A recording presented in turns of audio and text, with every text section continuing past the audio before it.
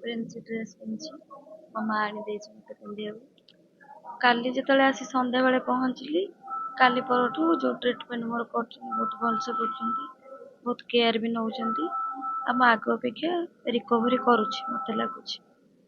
ଆଉ ଯେଉଁ କହିଲେ ଓଡ଼ିଶାରେ ରଜ ମନାଉଛନ୍ତି, କୋଉଠି ନା କୋଉଠି ମୋ ପାଖକୁ ଯେମିତି ମୋ ସମର୍ଥନ ମାନେ ଭେଟିବାକୁ ଆସୁଛନ୍ତି, ମୋତେ ବହୁତ ଖୁସି ଲାଗୁଛି। ବହୁତ ସାହସ ବି ମୋ ମନ ଭିତରେ ଆସୁଛି।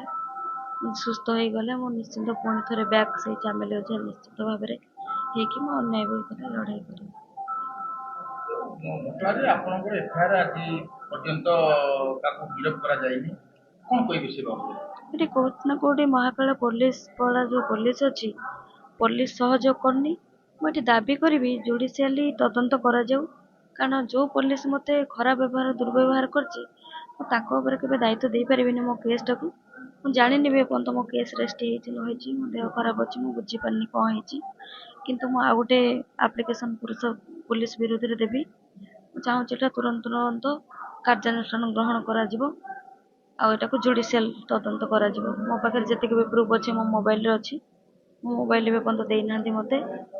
ଆଉ ଭାବରେ ତଦନ୍ତ କରାଯାଉ।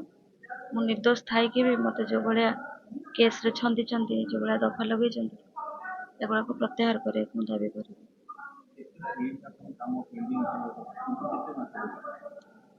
ପାଖାପାଖି 5-6 ମାସ ହେଇଗଲାଣି।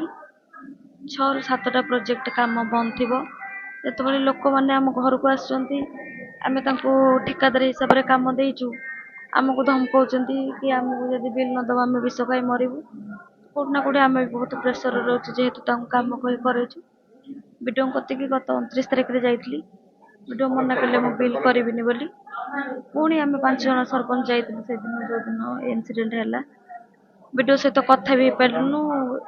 ବିଜେପି କର୍ମୀମାନେ ବହୁତ ଗଣ୍ଡଗୋଳ କଲେ, ବିଡ଼ିଓ ଉଠି ପଳେଇଲେ। ଏବେ ବି ମୋ ବିଲ୍ ପଡ଼ିକି ରହିଛି, ବିଲ୍ ହେଇପାରୁନି। ଏବେ ଦେହ ଆଗ ଅପେକ୍ଷା ରିକଭରି ହେଉଛି ମୋତେ ଲାଗୁଛି। ମୁଁ ଚାହୁଁଛି ଯେଉଁ ବିଡ଼ିଓ, ଯେଉଁ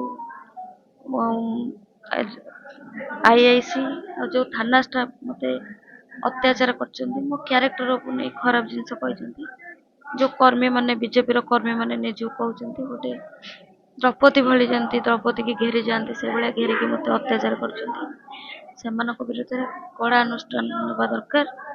ଏବଂ ମହାକାଳ ବିଧାୟକଙ୍କର ମୁଁ ଇସ୍ତଫା ଦାବି କରିବି। ସେ ନିଜକୁ ଇସ୍ତଫା ଦିଅନ୍ତୁ, କାରଣ ସେ ଏମଏଲ୍ଏ କହିବାକୁ ଯୋଗ୍ୟ ନୁହନ୍ତି। ଯେତେବେଳେ ତାଙ୍କ ଏରିଆର ଝିଅକୁ ସେ ନ୍ୟାୟ ଦେଇପାରୁନାହାନ୍ତି, ତାଙ୍କର କର୍ମୀକି ଲଗେଇକି ଅତ୍ୟାଚାର କରୁଛନ୍ତି, ତ ଏମଏଲ୍ଏ କହିବାକୁ ଯୋଗ୍ୟ ନୁହଁ। ତୁରନ୍ତ ଇସ୍ତଫା ଦିଅନ୍ତୁ। ଆପଣ ଏମଏଲ୍ଏ ହେବାକୁ ଯୋଗ୍ୟ ନୁହନ୍ତି, ଦୁର୍ଗା ପ୍ରସାଦ ନାୟକ।